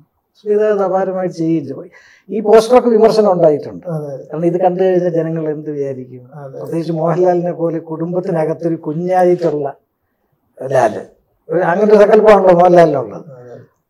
നേരെ വിരുദ്ധമായ ഇമേജ് ഉള്ള ഇത്. പക്ഷെ അതൊക്കെ ഒരു എന്താ പറയാ, അതൊക്കെയായി മാറി പിന്നീട് ഈ സിനിമയുടെ അല്ലേ ഹൈലൈറ്റ്സ്. അല്ലെങ്കിൽ എനിക്ക് തോന്നുന്നു സിൽക്ക് സ്മിതയുടെ വേഷം ഒക്കെ ഇച്ചിരി ഗ്ലാമറസ് ഒക്കെ ഉണ്ടെങ്കിൽ പോലും സ്മിതയെ എനിക്ക് ആ സിനിമയിൽ കുറച്ച് ഇപ്പൊ തുമ്പോളിക്കടപ്പുറത്തിന്റെ അകത്തൊക്കെ നല്ല വേഷങ്ങളൊക്കെ ചെയ്തു. എനിക്ക് തോന്നുന്നു ഇച്ചിരി ഇങ്ങനെയുള്ള പരിവേഷമായിരുന്നു ആ കഥാപാത്രത്തിനെങ്കിലും ആൾക്കാരത് നന്നായിട്ട് സ്വീകരിച്ചു. അത് ആടുതോമയുടെ ക്യാരക്ടറിന്റെ ശക്തി കൊണ്ടാണ്. അതാണ് കറക്റ്റ്. ആസ് യു സെഡ്, ആ ക്യാരക്ടർ ശക്തിയാണ്. ഇപ്പോ ചെറിയ കാര്യമല്ല. അതിനകത്ത് ഈ കട്ടില് കിടക്കുന്ന അവസരത്തിൽ തോമയുടെ ചോരയ്ക്ക് നല്ല മധുരമാണ്. തോമ ഷുഗറൊന്ന് പരിശോധിക്കാം, ചോരയും മധുരവും. ആ വിരൽ തുമ്പിൽ നിന്ന് ആ ചോര എടുത്ത് സ്മിത പിന്നെ നാക്കിൽ വെക്കുന്ന അതൊക്കെ ഈ ഒരു മോഹൻലാലും സിൽക്ക് സ്മിതയാണെന്ന് ആലോചിക്കണം. രണ്ട് ഇമേജുകളുടെ ഒരിതാണ്. പക്ഷെ അതൊക്കെ ഒരു അപാരമായ ആ കാലഘട്ടത്തിൽ ധൈര്യം തന്നെയായിരുന്നു. പക്ഷെ അത് ജനങ്ങൾ വളരെ പ്രത്യേകതയോട് ഏറ്റെടുത്തു. അത് സ്മിതയാണല്ലോ ചെയ്യുന്നതെന്നുള്ള ഒരു മാറ്റവും ഇല്ലാതെ അവർ ഏറ്റെടുത്തു. സ്മിത അതുപോലെ തന്നെ ഇപ്പം സ്മിതയുടെ കാര്യം പറയുമ്പം ഇടയ്ക്കൊരു സ്മിത മരിച്ചു കഴിഞ്ഞാണ് മലയാളികള് വിശുദ്ധ സ്മിത എന്ന് പറഞ്ഞ വിജി തമ്പിയൊക്കെ ചെയ്തൊരു പുസ്തകമൊക്കെയാണ്. ആ ഇപ്പൊ അങ്ങ് ഒരുപാട് തവണ ആ സിനിമയോടൊപ്പം സഞ്ചരിച്ചിട്ടുണ്ട്, ഷൂട്ടിംഗ് ഉൾപ്പെടെ. അപ്പൊ അവിടെ ഈ സ്മിതയുടെ വളരെ, അതായത് സ്മിതയെ നമ്മൾ ഇമേജ് അറിയുന്ന പോലല്ല. ഷി വാസ് എ വെരി, വളരെ സോഫ്റ്റ് ആൻഡ് നമ്മുടെ കൂടെയുള്ള ആളായിട്ട് ഫീൽ ചെയ്യും. മാത്രമല്ല ഞാൻ ഓർക്കുന്ന ഷൂട്ടിൻ്റെ ഒക്കെ ദിവസങ്ങളിൽ അവരുടെ കോപ്പറേഷൻ അപാരമായ കോപ്പറേഷനാണ്. ഒരു മലയാള സിനിമയിൽ ആണെന്നൊന്നുമല്ല, ക്യാരക്ടറിനോട് ഇത്രയ്ക്ക് ഡീപ്പായിട്ടുള്ള അവരുടെയൊക്കെ നഷ്ടം ഭയങ്കരമാണ്. ഈ മലയാള സിനിമയിൽ, ഇന്ത്യൻ സിനിമയിൽ നിന്ന് സ്മിതയുടെ ഒക്കെ ഒരു നഷ്ടം വലിയ വലിയ നഷ്ടം തന്നെയാണ്. അതിനുശേഷം വന്നവര് വെറും ഗ്ലാമർ പരിവേഷത്തിലോട്ട് ഒതുങ്ങിപ്പോയി. അതിനെ താണ്ടി ഇപ്പൊ അങ്ങ് ഒരു അധ്യാപകനും കൂടെ ആയതുകൊണ്ട് ഒരു കൗതുകം കൊണ്ട് ചോദിക്കുന്നതാണ്. അതായത് കടുവാച്ചാക്കോ ഇന്നും നമ്മള് അത്തരത്തിലുള്ള ഒരുപാട് അധ്യാപകര് നമ്മള് ആ രീതിയിലൊക്കെ പലപ്പോഴും തിലകനോടും അല്ലെങ്കിൽ കടുവ ചാക്കയോടും താരതമ്യപ്പെടുത്തി പ്രത്യേകിച്ച് ആ തലമുറയിലെ ആൾക്കാർ സംസാരിക്കണം. അങ്ങ് ഒരു അധ്യാപകനായതുകൊണ്ട് അങ്ങേക്ക് ഇങ്ങനത്തെ വല്ല വട്ടപ്പേരുകളൊക്കെ വളരെ തിരക്ക് പിടിച്ച ഒരു ഔദ്യോഗിക ജീവിതം, അധ്യാപക ജീവിതം ഉണ്ടായിരുന്ന ആളാണ് ഞാൻ. കാരണം യൂണിവേഴ്സിറ്റി വകുപ്പിന്റെ അധ്യക്ഷനായത്, പിന്നെ അന്ന് തന്നെ നിരവധി വർഷങ്ങൾ പ്ലാനിങ് ആൻഡ് ഡെവലപ്മെന്റ് ബോർഡ് ചേർന്ന് ഒരുപാട് പദവികൾ എനിക്ക് മദ്രാസ് യൂണിവേഴ്സിറ്റി എന്നുള്ള കിട്ടി.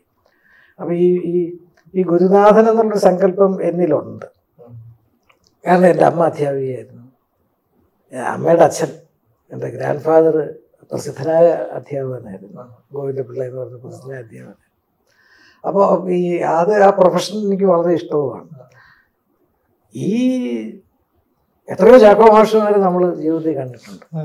അതെ, പക്ഷെ ഒരിക്കലും ഞാനങ്ങനെ ആയിരുന്നില്ല എന്ന് എൻ്റെ വിദ്യാർത്ഥികൾ പറയും. എൻ്റെ വിദ്യാർത്ഥികൾക്ക് ഞാൻ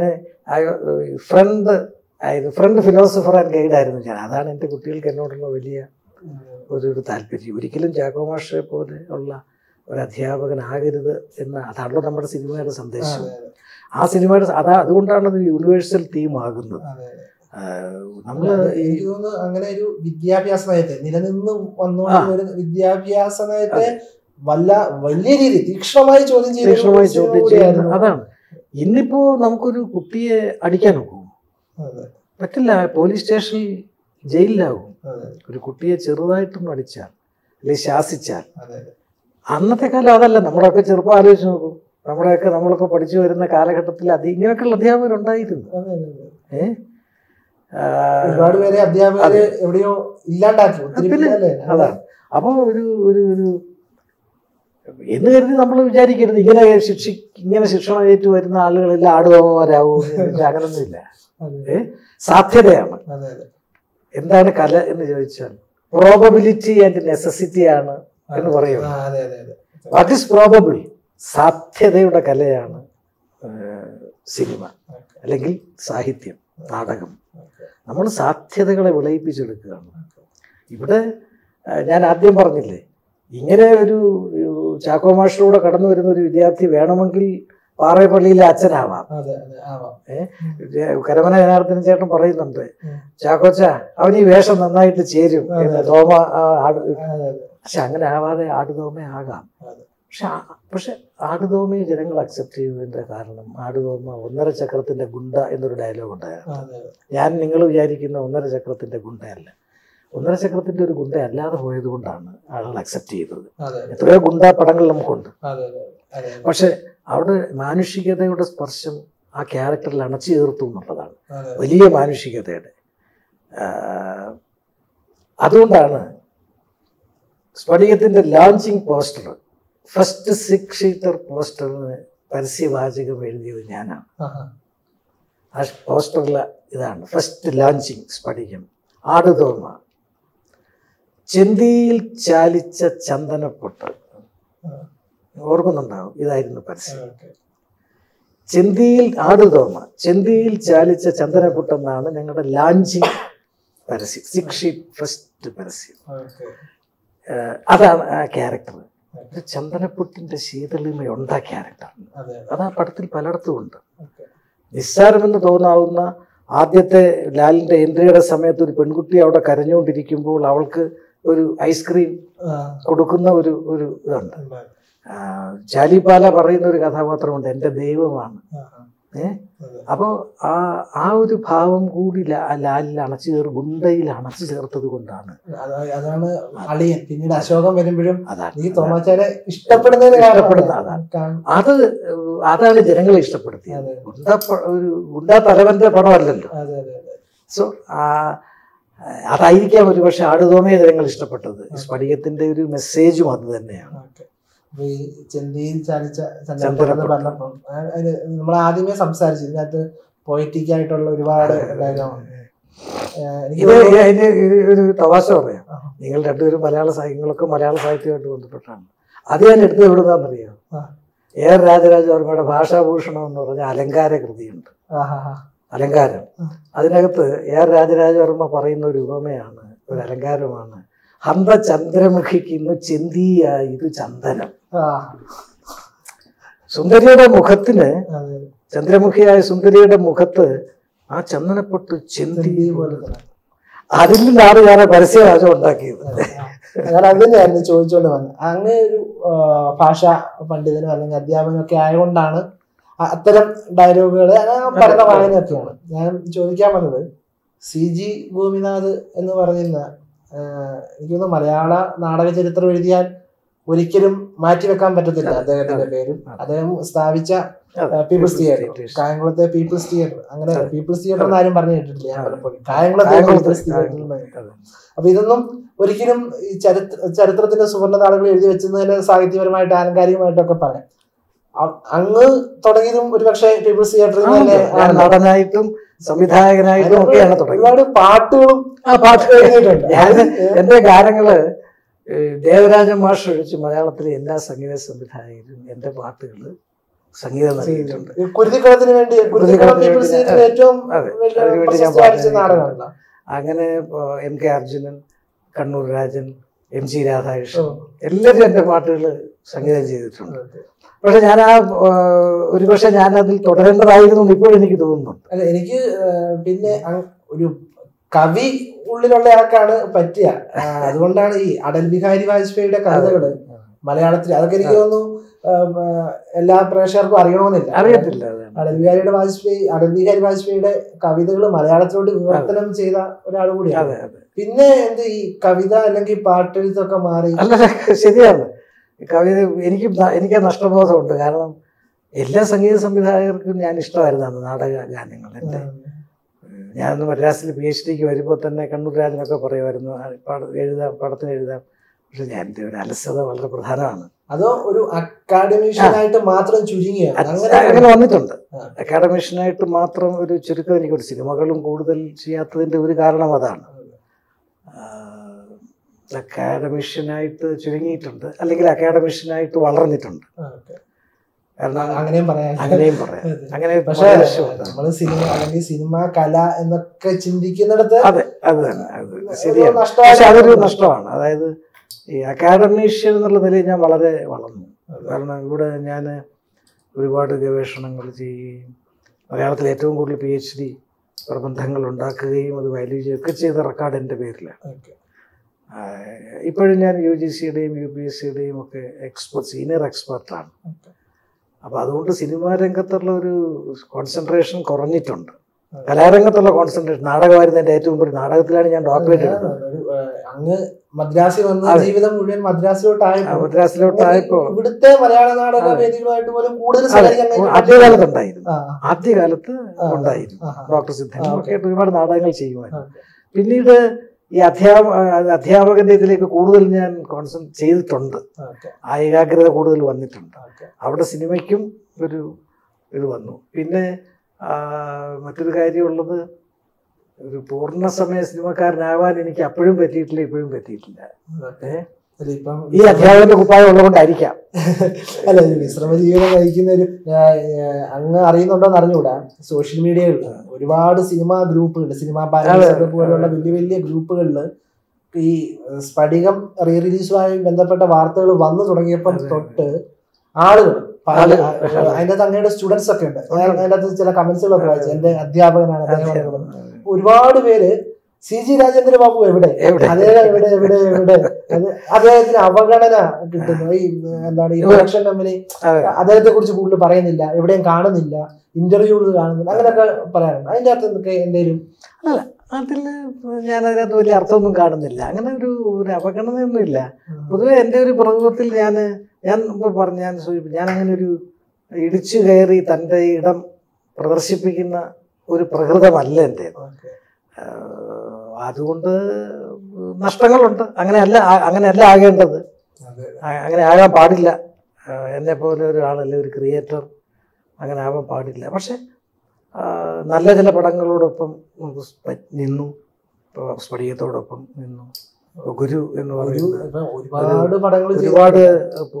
ഒരുപാട് അംഗീകാരങ്ങൾ എനിക്ക് ഇന്റർനാഷണൽ ലെവലിൽ തന്നെ എനിക്ക് കിട്ടിയ, ന്യൂയോർക്ക് യൂണിവേഴ്സിറ്റിയിലൊക്കെ അതിന്റെ ഭാഗങ്ങളൊക്കെ പഠിക്കാൻ വെക്കുകയും ഇപ്പോഴും പലയിടത്തും മെയിലുകൾ വരും. അങ്ങനെയുള്ള ഒരു റൈറ്റർ എന്നുള്ളൊരു പേരൊക്കെ അങ്ങനെ എനിക്ക് കിട്ടിയിട്ടുണ്ട്. പിന്നെ പടങ്ങൾ വളരെ കുറച്ച്. ഇപ്പോൾ പാട്ടിൻ്റെ പാലാഴി നല്ലൊരു സിനിമയായിരുന്നു. പക്ഷെ അത് അന്നിൻ്റെ മാർക്കറ്റിംഗ് മൂലം മീര ജാസ്മിനുമായി ബന്ധപ്പെട്ട കുറച്ച് കോൺട്രവേഴ്സി അന്ന് ഈ അമ്മയും മാഗ്ദയും ഒക്കെ ആയിട്ടുണ്ടായിരുന്നത് കൊണ്ട് അതിനെ കുറച്ച് പ്രശ്നങ്ങൾ പറ്റി. പക്ഷെ ഇവർക്ക് ഇപ്പോഴും ഞാൻ വിശ്വസിക്കുന്ന ഒരു നല്ല സിനിമയാണ്, നല്ലൊരു പൊളിറ്റിക്കൽ സിനിമയാണ്. പക്ഷെ അത് നമ്മൾ ഉദ്ദേശിച്ചിടത്തേക്ക് എത്തിയോ എന്ന് ചോദിച്ചാൽ ഇല്ല. പക്ഷെ പാട്ടിന്റെ പാലാഴിയെ അതെ, ആ പൊളിറ്റിക്കൽ ആസ്പെക്ട്സ് ഒക്കെ കറക്റ്റ് ആയിട്ട് വരുന്നുണ്ട്. അതോടൊപ്പം എന്നിട്ടും എന്നൊരു സിനിമ ചെയ്തു. പക്ഷെ അങ്ങ് ഒരിക്കലും പോകാത്തൊരു വഴി. അത് വളരെ വളരെ ഡിഫറൻ്റ് ആയ ഒരു സിനിമയാണ്. അത് അന്ന് ഇറങ്ങേണ്ട സിനിമയല്ല, അന്ന് എഴുതേണ്ട സിനിമയും അല്ല. അപ്പം അത് ഈ വളരെ വളരെ ഒരു വിപ്ലവകരമായൊരു കുട്ടികളുടെ ഒരു ചിന്തയായിരുന്നു. അത് ഇന്നൊക്കെയാണ് ആ സിനിമ ഇറങ്ങേണ്ടത്. ഇന്ന് സിനിമ ഇറങ്ങിയിരുന്നെങ്കിൽ അതിൻ്റെതായ മാറ്റങ്ങളും വന്നേനെ. അപ്പോൾ അതങ്ങനെ ഒക്കെ ഉണ്ട്. പിന്നെ എന്താ പറയുക, ഞാൻ ഒന്ന് മാറാൻ ഞാൻ തന്നെ തീരുമാനിച്ചിട്ടുണ്ട്. ഒന്ന് ചില സിനിമകളുടെ പുതിയ സിനിമകൾ പുതിയ ചില സമയം സുരേഷ് ഗോപിക്ക് വേണ്ടി ഒരു സിനിമ അദ്ദേഹത്തെ വായിച്ച് കേൾപ്പിച്ചു. സുരേഷിന് വളരെ ഇഷ്ടപ്പെട്ടു. അത് സുരേഷ് കണ്ണൻ എന്ന് പറയുന്ന ഒരു ഡയറക്ടറാണ്, കണ്ണൂരുള്ള ഒരു ഡയറക്ടർ. അയാൾ ഒരു സ്ഫടികത്തിൻ്റെ ഒക്കെ അസിസ്റ്റൻ്റ് ആയിരുന്നു. അയാൾ ഒറ്റ നാണയം എന്ന് പറഞ്ഞൊരു സിനിമ അയാൾ ചെയ്തിട്ടുണ്ട്. പക്ഷെ ഡെനീസിന്റെ മകനും ഒക്കെ കൂടെ പ്രിയാമണി ആദ്യമായിട്ട് മലയാളത്തിലുണ്ട്. അപ്പോൾ ആ ഒരു ഡയറക്ടറാണ്. അപ്പോൾ അത് സുരേഷ് ഗോപിയെ വായിച്ച് കേൾപ്പിച്ചു. ശരിക്കും സുരേഷ് ഗോപിക്ക് ആ സ്ക്രിപ്റ്റ് ഹാൻഡ് ഓവർ ചെയ്യുകയും ചെയ്തു. സുരേഷിൻ്റെ ഓപ്പൺ ഡേറ്റും ഉണ്ട്. അത് റിവൈവ് ചെയ്യപ്പെട്ടു കഴിഞ്ഞു. പിന്നെ നമ്മുടെ ഷിബു ഗംഗാധരന് വേണ്ടി ഒരു സിനിമ ചെയ്യുന്നുണ്ട്. അതിൻ്റെ സ്ക്രിപ്റ്റും പൂർത്തിയായി കഴിഞ്ഞു. അതൊരു ഒരു പീരിയഡ് പിക്ചറാണ്. ഒരു 1930-40കളിലേക്ക് പോകുന്ന ഒരു പീരിയഡ് സാധനമാണ്. അപ്പോൾ അതിൻ്റെ ഒരു കാസ്റ്റ് സെലക്ഷനുമായിട്ട് ബന്ധപ്പെട്ട് ഇപ്പം നിൽക്കുകയാണ്. പിന്നെ നമ്മുടെ മദ്രാസ് ഫിലിം ഇൻസ്റ്റിറ്റ്യൂട്ടിൽ നിന്നുള്ള ഒരു അനിരുദ്ധൻ എന്ന് പറയുന്ന ഒരു ഡയറക്ടർക്ക് വേണ്ടി ഒരു സബ്ജക്റ്റ് ഡിസ്കസ് ചെയ്തിട്ടുണ്ട്. അതിൻ്റെ എഴുത്തും തുടങ്ങിക്കഴിഞ്ഞിട്ടുണ്ട്. ഹരി അമരവിള എന്ന് പറഞ്ഞ വേറൊരു ഡയറക്ടർക്ക് വേണ്ടി ഒരു സിനിമ ഇല്ല, ഒരു 3-4 സിനിമകളുടെ പണിപ്പുരയിലാണ്. പണ്ടത്തെ നഷ്ടബോധം, അതെ, വിശ്രമം. ടെക്നീഷ്യൻസില് ആക്ടേഴ്സിനെ പോലെയല്ല. റൈറ്റർ എന്ന് പറഞ്ഞാൽ എപ്പോഴും വരാം. 10 വർഷം കഴിഞ്ഞാലും ഒരു പുതിയ സാധനവുമായിട്ട് അയാൾക്ക് വരാം. അല്ലേ? അതിന് വിശ്രമ ജീവിതം അല്ല, അതിന് റിട്ടയർമെന്റ് ഇല്ല. So even though I am retired from the official service, retirement ഇല്ല. അതോടൊപ്പം അങ്ങ് ചെയ്ത സിനിമകളുടെ ഒരു ബാക്കപ്പ് ഉണ്ടല്ലോ, അതൊരു ഹെവി ബാക്കപ്പ് ഉണ്ടല്ലോ. എനിക്ക് തോന്നുന്നു നമ്മുടെ തോക്കിൽ ഫാസിയുടെ തോക്കിൽ ഒറ്റപ്പടേ ചെയ്തിട്ടുള്ളൂ. പക്ഷെ അജയൻ ഇപ്പോഴും ഡയറക്ടറാണ്. അജയൻ എന്താ പറയാ, നമ്മുടെയൊക്കെ അടുത്ത സുഹൃത്ത് അജയനൊക്കെ അങ്ങനെ പോകേണ്ട ആളാണോ? ഈ എന്തൊരു പ്രതിഭ ഉണ്ടായിരുന്ന ആളാണ് അജയൻ, അല്ലേ? ആ സിനിമയിൽ തന്നെ അതുണ്ട്. പക്ഷെ ഈ നമ്മൾ പലപ്പോഴും പറയും, കാളിദാസൻ ഒരു പ്രയോഗം നടത്തിയിട്ടുണ്ട്. ശിഥില സമാധി എന്നാണ് കാളിദാസന്റെ പ്രയോഗം. ശിഥില സമാധി. ഇതിനപ്പുറത്തേക്ക് നമ്മൾ പലപ്പോഴും ഏകാഗ്രത നഷ്ടപ്പെടുമ്പോൾ സമാധി ശിഥിലമാവുക എന്ന് പറയത്തില്ലേ? സമാധിയാണല്ലോ ഏകാഗ്രതയുടെ പാരമ്യം. അത് ശിഥിലമാകുന്ന ഒരവസ്ഥയെ പറ്റിയാണ് കാളിദാസൻ പറഞ്ഞത്. അത് ക്രിയേറ്റേഴ്സിന് പലപ്പോഴും ഉണ്ട്. ഈ റൈറ്റേഴ്സിനുണ്ട്, ഡയറക്ടേഴ്സിനുണ്ട്, നാടകൃത്തുക്കൾക്കുണ്ട്. അത് ചില സമയങ്ങളിൽ ആ സമാധിസ്ഥിതമായ അവസ്ഥ ശിഥിലമാകും. അത് കലാകാരന്മാരുടെ ജീവിതത്തിലുള്ളതാണ്. അപ്പൊ ആ ശിഥില സമാധിയുടെ പല ഘട്ടങ്ങളിലൂടെയും ഞാനുമൊക്കെ കടന്നുപോയിട്ടുണ്ടാവാം. ഇനി അത് തിരിച്ച് പിടിക്കണം എന്നുള്ള തിരക്കഥകൾ വരുന്നുണ്ട്. നാടകം ഏതായാലും അങ്ങക്ക് നാടകത്തിന്റെ ചൂടും ചൂരും തന്നെയാണ്. നാടകത്തിൽ നിന്നാണ് ഞാൻ വന്നത്. ഇനി നാടകം എന്നൊരു മേഖലയെ എങ്ങനെയെങ്കിലും ഇപ്പൊ എടുത്തുകൊണ്ട് മാത്രം ഏതെങ്കിലും രീതിയിൽ ഒന്ന് ചേർത്ത് പിടിക്കണം, അല്ലെങ്കിൽ എന്തെങ്കിലും. നാടകം എനിക്ക് ഒരിക്കലും മറക്കാൻ ഒക്കുന്നതല്ല. നാടകം ചെയ്യണമെന്നും എന്തൊക്കെയോ നാടകത്തിൽ ചെയ്യണമെന്ന് എനിക്ക് മനസ്സിലുണ്ട്. അത് ഒരുപക്ഷെ ഇനി അത് ചെയ്യുമെന്ന് തന്നെയാണ് എൻ്റെ വിശ്വാസം. കാരണം നാടകം എനിക്കൊരിക്കലും മറക്കാൻ ഒക്കുന്ന ഒരു കാര്യമല്ല. കാരണം ഞാൻ വളർന്നു വന്നത് ജീവിച്ചതെന്നല്ല, ശരിക്കും നമ്മൾ ആഹാരം കഴിച്ചത് തന്നെ നാടകത്തിലൂടെയാണ്. എൻ്റെ ഒരു ട്രെയിനിങ് എന്ന് പറയുന്നത് ഗോകുൽ വാസിയുടെ KPSCയുടെ റിഹേഴ്സൽ ക്യാമ്പുകളിലൂടെ വളർന്നു വന്ന ആളാണ് ഞാൻ. വാസിച്ചേട്ടൻ ആളുകളെ സംവിധാനം ചെയ്യുന്നത് കണ്ട് എൻ്റെ അച്ഛൻ ഉൾപ്പെടെയുള്ള നടന്മാരെ അന്ന് ചെയ്യുന്നു വളർന്ന ആളാണ് ഞാൻ. കള്ളിക്കാടെന്ന് പറയുന്ന ഒരു സ്ഥലത്ത് പുതിയാകാശം പുതിയ ഭൂമി നാടകം, വാസിച്ചേട്ടൻ്റെ പുതിയാകാശം പുതിയ ഭൂമി നാടകം നടക്കുമ്പോൾ വാസിച്ചേട്ടൻ ഈ കയ്യിൽ മേക്കപ്പിൻ്റെ ചായം കുഴച്ചിട്ട് എൻ്റെ നെറ്റിക്ക് ഇങ്ങനെ തൊട്ടു, നീ വലിയ നാടകക്കാരനാവണം എന്ന് പറഞ്ഞിട്ട്. പക്ഷെ ആയില്ല. അത് ഞാനത് ഇപ്പം CG ഗോപിനാഥിന്റെ ഒരു പാരമ്പര്യം, ഓമാധവനെ പോലെയുള്ള ആളുകളുടെ ഒരു ഗുരു ശിഷ്യബന്ധം പോലെ ഇതൊക്കെ വിട്ടിട്ട് പിന്നെ ഇങ്ങനെ ഒരു ടീച്ചിങ് ഇത് നാടകം വിട്ടിട്ട് ഇങ്ങനെ പോകാൻ അത് എപ്പോഴെടുത്തൊരു തീരുമാനം? അത് എങ്ങനെ അങ്ങനെ അങ്ങനെ അങ്ങനെ അങ്ങനെ അങ്ങനെ അങ്ങനെ സംഭവിച്ചു എന്നുള്ളതാണ്. അത് മനഃപൂർവ്വമായി മനഃപൂർവ്വമല്ല. അത് എന്താ പറയുക, ശങ്കരപിള്ള സാറ് എന്നെ സ്കൂൾ ഓഫ് ഡ്രാമയിലേക്ക് കൊണ്ടുവരണമെന്ന് ആഗ്രഹിച്ച ആളാണ്. കാരണം അന്ന് അവിടുത്തെ അപ്പോൾ നാടകത്തിൽ ഡോക്ടറേറ്റുള്ള വേറെ ആരും ഉണ്ടായിരുന്നില്ല ആ കാലഘട്ടത്തിൽ. ശങ്കരപിള്ള സാറിന് ആഗ്രഹം ഉണ്ടായിരുന്നു. പക്ഷെ അന്ന് ഞാൻ മദ്രാസ് യൂണിവേഴ്സിറ്റി ലെക്ചറായിട്ട് ജോയിൻ ചെയ്ത സമയമാണ്. പക്ഷെ ഞാൻ സാറിനോട് പറഞ്ഞു, സാറ് ഞാൻ അങ്ങോട്ട് വരുന്നില്ല, ഞാൻ ഇവിടെ നിൽക്കാം. ഒരു പക്ഷെ അന്ന് എൻ്റെ മനസ്സിലുണ്ടായിരുന്നു ഈ മദ്രാസ് സിനിമ പക്ഷെ അതൊക്കെ കൊണ്ടായിരിക്കാം ഞാൻ മദ്രാസ് നിൽക്കാൻ ആഗ്രഹിക്കുന്നു എന്ന് ശങ്കരപിള്ള സാറിനോട് പറഞ്ഞൊഴിഞ്ഞത്. പക്ഷെ അതൊക്കെ ഒരു നഷ്ടമായിട്ട് പിന്നീട് എനിക്ക് ഫീൽ ചെയ്തിട്ടുണ്ട്. ഏത് ഒരുപക്ഷെ അന്ന് ഞാൻ ശങ്കരപിള്ള സാറിൻ്റെ ആ ഒരു ഇനിഷ്യേറ്റീവിനനുസരിച്ച് ഞാൻ സ്കൂൾ ഓഫ് ഡ്രാമയിൽ ചേർന്നിരുന്നെങ്കിൽ ഒരുപക്ഷെ കേരളത്തിലെ മലയാളത്തിലെ നാടകരംഗത്ത് ഞാൻ കുറെ കൂടി ഗാഠമായി ഇടപെടുമായിരുന്നു എന്ന് തോന്നുന്നുണ്ട് എനിക്ക്. അതോടൊപ്പം നാടകരംഗത്തെ കുറിച്ച് അങ്ങ് ഒരു നാടകത്തിൽ ഇല്ല എങ്കിലും നാടകം മനസ്സിലാക്കുന്നു, നാടകത്തോടൊപ്പം സഞ്ചരിക്കുന്നു, പഠിക്കുന്നു. ഇപ്പോഴും കുറച്ചു നാളായിട്ട് നാടകത്തെ ഒരു യുവതലമുറ വന്നിട്ടുണ്ട്. അതെ, പ്രത്യേകിച്ച് ഈ ലിറ്റിൽ പോലെയുള്ള വലിയ തലമുറ വന്നിട്ടുണ്ട്. അന്നേരവും ഈ നമ്മുടെ ഇപ്പോഴും ആൾക്കാര് പഴയ നാടകങ്ങളെ കുറിച്ചാണ് പറയുമ്പോൾ പഴയ നാടകങ്ങളെ കുറിച്ച് ഇത് എന്തുകൊണ്ട് ഒരു ഇത് വരുന്നില്ല? അത് പുതിയ നാടകങ്ങളിൽ എന്തുകൊണ്ടെന്ന് ചോദിച്ചാൽ ഈ പെർഫോമൻസ് ടെക്സ്റ്റുകൾ മാത്രമാണ് പുതിയ നാടകങ്ങൾ. പെർഫോമൻസ് ടെക്സ്റ്റുകളാണ്. പഴയ കാലത്ത് ടെക്സ്റ്റ് ഉണ്ടായിട്ട് അതിൻ്റെ പെർഫോമൻസ് നടക്കുകയായിരുന്നു. ഈ ഡിഫറൻസ് മനസ്സിലായില്ലേ? തീർച്ചയായിട്ടും. പണ്ട് തോപ്പിൽവാസി നാടകം എഴുതുന്നു, അല്ലെ സി ജി ഗോപിനാഥ് നാടകം എഴുതുന്നു, അതിന് പെർഫോമൻസ് ഉണ്ടാവുകയാണ്. ഇന്നതല്ല.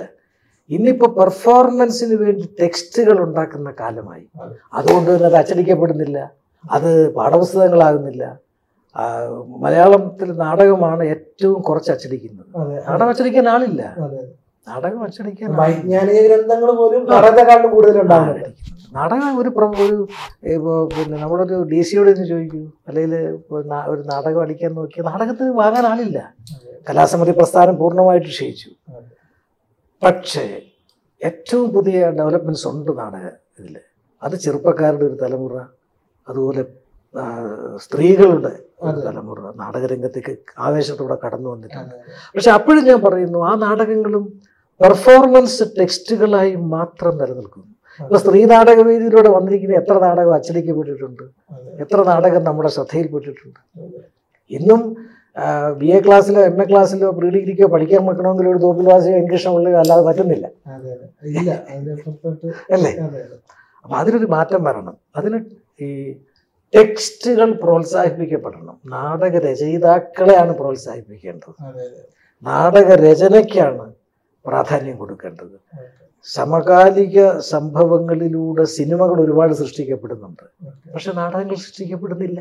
അല്ലെ, ഇതേ സംഭവം ഇപ്പൊ സമകാലിക സംഭവങ്ങളിലൂടെ സിനിമകൾ സൃഷ്ടിക്കപ്പെടുമ്പോഴും പലപ്പോഴും ഈ പെർഫോമൻസ് ടെക്സ്റ്റുകൾ ന്യൂജൻ സിനിമകളിൽ വല്ലാതെ കാണുന്നുണ്ട്. അതുകൊണ്ടാണ് ആ സിനിമകൾ കണ്ടു കഴിഞ്ഞാൽ പിന്നെ നമ്മൾ മറക്കുകയാണ്. റിപ്പീറ്റ്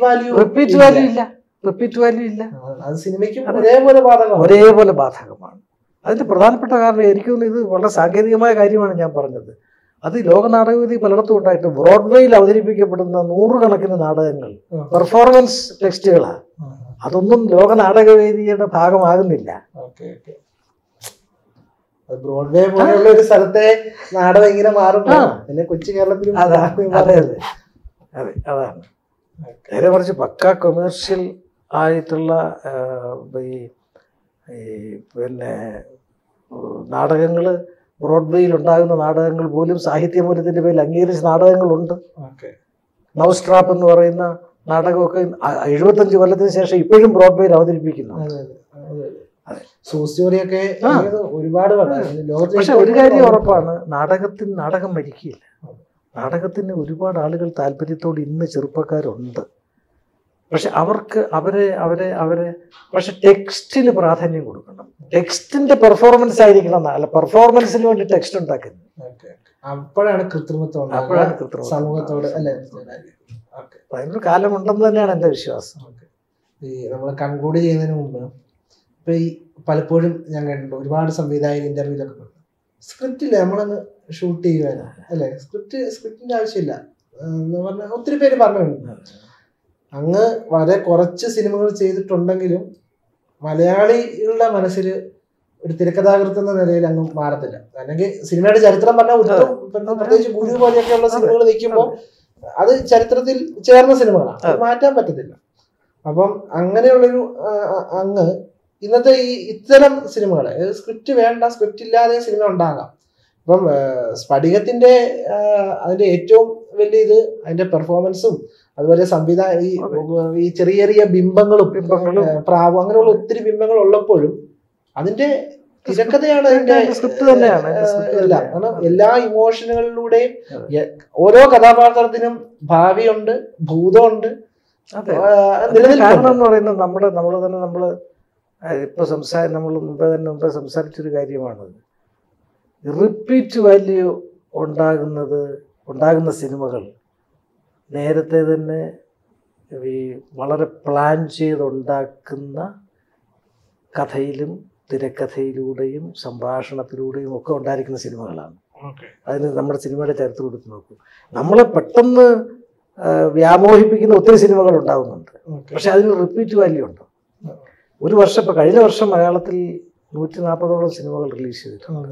അതിലെത്ര സിനിമകൾ നമ്മുടെ മനസ്സിൽ നിൽക്കുന്നുണ്ട് അല്ലേ? റിപ്പീറ്റ് വാല്യൂ ഇല്ല. അതിനെ കുറിച്ചൊരു കൊടിയേറ്റം ഇപ്പോഴും റിപ്പീറ്റ് വാല്യൂ ഉണ്ട് അല്ലേ? നീലക്കുയിൽ റിപ്പീറ്റ് വാല്യൂ ഉണ്ട് അല്ലേ? ആ പ്രമേയവും ഒക്കെ എത്രയോ പഴയതായി കഴിഞ്ഞു, പക്ഷെ റിപ്പീറ്റ് വാല്യൂ ഉണ്ട്. നാടകത്തിലും അതേ ഇതാണ്. പുതിയാകാശം പുതിയ ഭൂമിക്കോ നിങ്ങളുടെ കമ്മ്യൂണിസ്റ്റ് ആക്കിക്കോ ഇന്നും റിപ്പീറ്റ് വാല്യൂ ഉണ്ട്. ഇന്നിപ്പോ മദ്രാസിൽ നിങ്ങളുടെ കമ്മ്യൂണിസ്റ്റ് ആക്കി അവതരിപ്പിക്കും, അത് ആവേശത്തോടെ കാണാൻ ആളുകളുണ്ട്. പുതിയൊരു തലമുറയിൽപ്പെട്ട ആളുകൾക്ക് സിനിമയിൽ അത് വളരെ കൂടുതലാണ്. സിനിമയിൽ എത്ര സിനിമ ഉണ്ടാവുന്നുണ്ട് പറയും. വലിയ സംവിധായകർക്ക് സ്ക്രിപ്റ്റ് എന്ന് പറയുന്നത് അവരുടെ മനസ്സിൽ അത് രൂപപ്പെട്ടിരിക്കും. ഇപ്പൊ ബക്കർജി, PA ബക്കർ എന്നോട് തന്നെ പറഞ്ഞിട്ടുണ്ട്. ബക്കർ എപ്പോഴും പറയുമോ, ഞങ്ങളൊക്കെ അടുത്ത സുഹൃത്തുക്കളായിരുന്നു ഒരു കാലത്ത്. ബക്കർ പറയും, ഞാനങ്ങനെ എഴുതി എന്ന് കൃത്യമായി സ്ക്രിപ്റ്റ് കൊണ്ടുപോകാറില്ല, ഒരു രൂപരേഖ ഉണ്ടാവും. ജോൺ അബ്രഹാമും ഒക്കെ അങ്ങനെ ആ ഒരു കാരണമാണ്. പക്ഷെ അവരുടെ അപാരമായ തലയിൽ അത് എപ്പോഴും സ്റ്റോർഡാണ്. ഓരോ ഷോട്ടും എങ്ങനെ വേണമെന്ന് അവർ പ്ലാൻ ചെയ്തിട്ടാണ് പോകുന്നത്. അല്ലാതെ സിനിമ എടുക്കാൻ നോക്കത്തില്ല, അല്ലാതെ പോകുന്നവരെടുക്കാൻ നോക്കും. സിനിമയുടെ ചരിത്രത്തിൽ അങ്ങനെ ഉണ്ടായിട്ടുണ്ട്. One who flu in the cuckoo's nest എന്ന് പറയുന്ന വിശ്വപ്രസിദ്ധമായ സിനിമ. ആ സിനിമ ഉണ്ടായത് എങ്ങനെയാണെന്ന് ചോദിച്ചാൽ, ആ സിനിമ നേരത്തെ എഴുതി തയ്യാറാക്കിയ ഒരു സ്ക്രീൻ പ്ലേ ഇല്ല. ഡയറക്ടർ ഇപ്പോൾ ആർട്ടിസ്റ്റിനെ അവിടെയിരിക്കുന്നു, ഈ സിറ്റുവേഷൻ വിശദീകരിക്കുന്നു. ആ സിറ്റുവേഷനോട് നിങ്ങൾ എങ്ങനെ പ്രതികരിക്കും? പലതരത്തിൽ പ്രതികരിക്കും. അതിൽ ഡയറക്ടർക്ക് വളരെ ഇഷ്ടപ്പെടുന്ന പ്രതികരണം അതാണ് ഷൂട്ട് ചെയ്യുന്നത്. ഇങ്ങനെയാണ് ആ ടോട്ടലി ആ cinema one who flu in the cuckoo's nest എന്ന് പറഞ്ഞെടുത്തത്. പക്ഷെ മലയാളത്തിൽ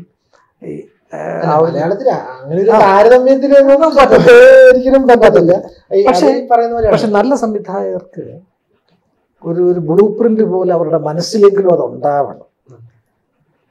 ഇല്ലാതെ ഒരു സിനിമ പോലെ എക്സ്പെൻസീവായ ഒരു കലയിൽ തോന്നിയതുപോലെ എടുക്കാനൊക്കെ ഒരു ഫ്രെയിം വെക്കുന്നതിന് മുമ്പ് ആലോചിക്കണ്ടേ, ഇന്നിടത്താണ് ഞാൻ ക്യാമറ വെക്കുന്നത്, ഇന്നാണ് ചെയ്യാൻ പോകുന്നതെന്ന് ആലോചിക്കണ്ടേ. അപ്പം അതൊക്കെ ഇങ്ങനെ പറയാവുന്നുള്ളതല്ലാതെ അപ്പോഴും പറയാനുള്ള ഇതാണ്, എഴുതി തയ്യാറാക്കിയ സ്ക്രിപ്റ്റും തിരക്കഥയും സംഭാഷണവും ഒക്കെ ഉള്ള സിനിമകൾക്കാണ് റിപ്പീറ്റ് വാല്യൂ ഉണ്ടാകുന്നത്. അങ്ങനെയാണ് അതിൻ്റെ ഒരു നാഭീനാള ബന്ധം കിടക്കുന്നത്. ബിക്കോസ് മുമ്പേ പറഞ്ഞ വാക്ക് തന്നെ ആവർത്തിക്കുകയാണ്, പെർഫോമൻസ് മാത്രം കണ്ടാൽ പറ്റില്ല. Text is very very important. ആ ടെക്സ്റ്റിന് പക്ഷേ എഴുത്തുകാരൻ്റെ ടെക്സ്റ്റ് ആവണമെന്നില്ല, അല്ലെങ്കിൽ ഡയറക്ടറുടെ മനസ്സിൽ ഉണ്ടാകുന്ന ഒരു ടെക്സ്റ്റ് ആയിരിക്കാം. പക്ഷെ ടെക്സ്റ്റ് ഈസ് ദെയർ. ആ ടെക്സ്റ്റ് ഇല്ലാതെ നല്ല നാടകവും ഉണ്ടായിട്ടില്ല, സിനിമയും ഉണ്ടായിട്ടില്ല. നമ്മൾ കൺക്ലൂഡ് ചെയ്യുന്നതിന് മുമ്പ് ഒരു ചോദ്യമാണ്, ഈ മലയാള സിനിമയുടെ ഭാവി എന്നൊക്കെ ചിന്തിക്കുമ്പോൾ ഇപ്പം സിനിമാറ്റിക് അല്ല, ഒരു റിയലിസ്റ്റിക് കൾച്ചറിലാണ് സിനിമകൾ ഒരു 90% ഓടുന്നത്. അപ്പോൾ ഒരേ രീതി ഇങ്ങനെ പിന്തുടർന്ന് വന്നാൽ അത് മലയാള സിനിമയുടെ ഭാവി എങ്ങനെയാണത് ബാധിക്കുക? നമുക്ക് അതുകൊണ്ട് കാര്യം ഒരേ രീതിയിലുള്ളതല്ല.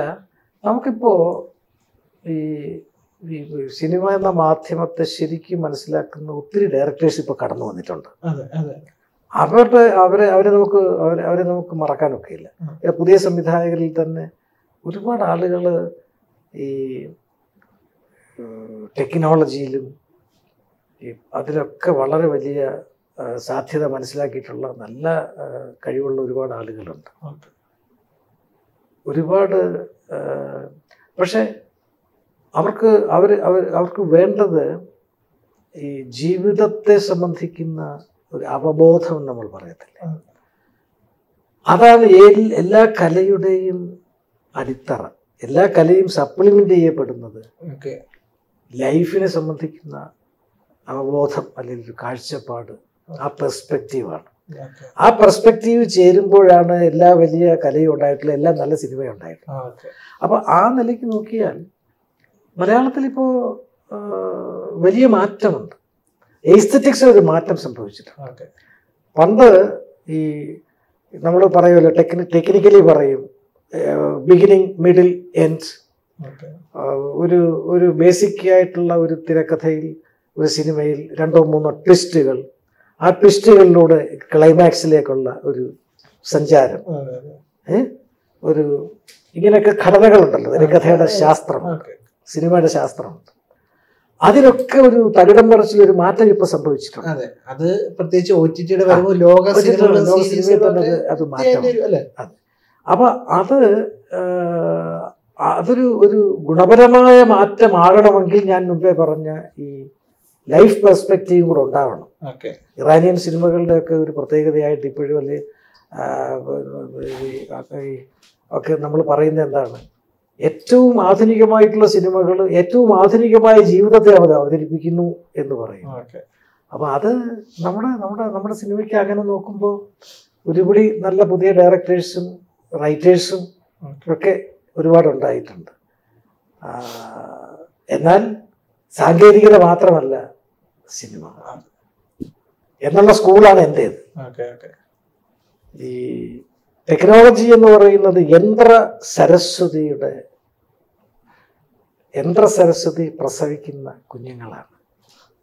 യന്ത്ര സരസ്വതിയെ അമിതമായി ഡിപ്പെൻഡ് ചെയ്യാനൊക്കെയില്ല. ഇത് ജീവിതത്തിലും പ്രധാനമാണ്, സിനിമയിലും പ്രധാനമാണ്, എല്ലാ കലകളിലും എന്ന് പറഞ്ഞാൽ ടെക്നോളജി വേണം, പക്ഷെ ലൈഫ് ഉണ്ടോ എന്നുള്ളതാണ്. ടൈറ്റാനിക് എന്ന് പറയുന്ന സിനിമ യൂണിവേഴ്സലായത് ആ ഒരു സ്റ്റുഡിയോയ്ക്കകത്ത് ഒരു ഫ്ലോറിൽ ഒരുക്കിയ കടലാണത്. കടലിന്റെ ബാഹ്യ ഷോട്ടുകൾ മാത്രം എടുത്തിട്ടുള്ളൂ. ആ സിനിമ അതിന്റെ ടെക്നോളജിയിലല്ല സിനിമ നമ്മൾ ഇന്നും കൊണ്ടാടുന്നത്. അതിനകത്തുള്ള ഒരു ദ്രോണപ്രയമല്ലേ അത്, പക്ഷെ അതിനകത്തുള്ള ലൈഫാണ്. സോ ടെക്നോളജി ലൈഫിനെ സപ്ലിമെന്റ് ചെയ്യണം. അങ്ങനെ വരുമ്പോഴേ നല്ല സിനിമ ഉണ്ടാവുകയുള്ളൂ, നല്ല കലയും ഉണ്ടാവുള്ളൂ. ഇത് ഒക്കെ ഉണ്ടായിരുന്ന ഇപ്പൊ അത് അങ്ങോട്ട് പറഞ്ഞുകൊണ്ട് അതുകൊണ്ട് അനുബന്ധമായിട്ട് ചോദിക്കുകയാണ്. ഇപ്പോൾ ഈ പഴയ എഴുത്തുകാരാണേലും അല്ലെങ്കിൽ സംവിധായകരാണേലും അവർക്ക് ഈ പുതിയ കാലത്തോട്ട് വരുമ്പോൾ എനിക്ക് തോന്നുന്നു ഈ കുറച്ചൊരു 10-20 വർഷം മുമ്പ് തൊട്ട് സിനിമ ചെയ്തു തുടങ്ങിയ ആൾക്കാർ ഇന്നത്തെ കാലത്ത് സിനിമ അത് എഴുത്തിനാണേലും സംവിധാനത്തിനാണേലും വരുമ്പോൾ അവർക്ക് പിടിച്ചു നിൽക്കാൻ പറ്റുന്നില്ല. പല സിനിമകളും തിയേറ്ററിൽ കൂപ്പൂത്തി വീഴുന്നു. ഈവൻ TV കൂടി ആണെങ്കിലും വിമർശനങ്ങൾക്കൊക്കെ ഇതൊക്കെ വരുന്നു. ഞാനത് ചോദിക്കാൻ കാരണം 2022 കഴിഞ്ഞ വർഷം സ്ഫടികത്തിലെ നായകൻ മോഹൻലാലിന് വളരെ മോശം വർഷമായിരുന്നു. അങ്ങനെയാണ് പ്രേക്ഷകരുടെ ഭാഗം. ഈ സ്ഫടികം എന്ന് പറയുന്ന ഒരു സിനിമ റിലീസ് ആണെങ്കിൽ കൂടെ വീണ്ടും നമ്മുടെ ആ ഒരു മോഹൻലാൽ ഇല്ലാതെ ഒരു മലയാളിയെ കുറിച്ച് അല്ലെങ്കിൽ മലയാളിയുടെ സിനിമാ സങ്കല്പം ഇല്ല. അപ്പൊ ഈ ഇത്രയും പടങ്ങൾ പരാജയത്തിൽ വരുമ്പോഴും ഇനി ഒരു പുത്തൻ ഉണർവിനൊരു പാത്രമാകുന്ന രീതിയിൽ സ്ഫടികത്തിന്റെ ഈ റിലീസ് ഈ രണ്ടാമതുള്ള ഈ വരവ് ഇതിലെ എല്ലാ പ്രവർത്തകർക്കും മോഹൻലാൽ അടക്കമുള്ള സാങ്കേതിക പ്രവർത്തകർ ഉൾപ്പെടെയുള്ള ആളുകൾക്ക് എല്ലാവർക്കും ഒരു പുതിയ ഒരു ജന്മം നൽകുന്നതാണ്. പക്ഷെ ലാലിനെ പറ്റി പറയുമ്പോൾ ലാൽ ഈസ് എ സീസൺഡ് മാൻ. എല്ലാ സീസണിനും പറ്റിയ ആളാണ് ലാല്. എല്ലാ സീസണിലും. സോ ലാല് ഇപ്പോൾ ഒരിടത്ത് തറയിലിരുന്നാൽ അടുത്ത നിമിഷത്തിൽ ഉയർത്തെഴുന്നേക്കാൻ കഴിയുള്ള ഒരു അതാണ് ലാൽ എന്ന് പറയുന്നത്. അതാണ് is an actor four all seasons. So അതുകൊണ്ട് ലാലിലും മമ്മൂക്കായിലും ഒക്കെ തന്നെ കുറച്ചു കാലം കൂടെ മലയാള സിനിമ അങ്ങനെ നിൽക്കും, അതിന് സംശയമൊന്നുമില്ല. ഇത്ര വർഷമായിട്ട് ഇപ്പോഴും അവരാണ് ചർച്ച ചെയ്യപ്പെടുന്നത്. അപ്പം അതുകൊണ്ട് തീർച്ചയായിട്ടും അത് ഉണ്ടാവും. ലാലിനും വളരെ അഭിമാനകരമായ ഒരു മൊമെൻ്റ് ആയിട്ടാണ് ഇതിൻ്റെ ഒരു രണ്ടാം വരവിനെ കാണുന്നത്. ഞങ്ങൾ ഈയിടെയും ഏഴുമല പൂഞ്ചേരിയിലെ പാട്ട് പാടാൻ രസം വന്നപ്പോൾ ഞങ്ങൾ കണ്ടിരുന്നു. ആവേശത്തോടു കൂടി തന്നെയാണ് ലാൽ ഇതിനെ സമീപിക്കുന്നത്. ലാലിൻ്റെ ഫേസ്ബുക്ക് പോസ്റ്റിലൂടെയാണ് പലതും നമ്മുടെ പ്രധാനപ്പെട്ട പല മെറ്റീരിയലും വരുന്നത്. സോ അതുകൊണ്ട് പ്രതീക്ഷയോടുകൂടി പ്രേക്ഷകർ കാത്തിരിക്കുന്നു എന്ന് നമ്മൾ വിശ്വസിക്കുന്നു. ഞങ്ങൾ അതിൻ്റെ ടെക്നീഷ്യൻസ് എന്ന് പറയുന്നത് ഞങ്ങളും കാത്തിരിക്കുന്നു. ഒരു കാലഘട്ടത്തിൽ അന്നത്തെ യുവതലമുറയുടെ സിനിമാ സങ്കല്പങ്ങൾക്ക് ആശയവും ആവേശവും പകർന്ന സിനിമയായിരുന്നു സ്ഫടികം. ആ സ്ഫടികത്തിന്റെ സംഭാഷണങ്ങൾ രചിച്ച ഡോക്ടർ CG രാജേന്ദ്രബാബു ആയിരുന്നു നമ്മോടൊപ്പം ഉണ്ടായിരുന്നത്. അദ്ദേഹം വീണ്ടും തൻ്റെ ഔദ്യോഗികപരമായിട്ടുള്ള ചുമതലകളിൽ നിന്നൊക്കെ ഒന്ന് മാറി വീണ്ടും സിനിമയുടെ ലോകത്തോട്ട് അദ്ദേഹം പങ്കുവെച്ചു നമ്മോട്. ഏതായാലും അദ്ദേഹത്തിന്റെ മുമ്പോട്ടുള്ള സിനിമാ ജീവിതത്തിന് നമ്മൾ പ്രേക്ഷകർ കൂടുതൽ പ്രതീക്ഷയോടെ കാത്തിരിക്കുന്നു. എല്ലാവിധ ആശംസകൾ. Okay, thank you very much. വളരെ സന്തോഷം.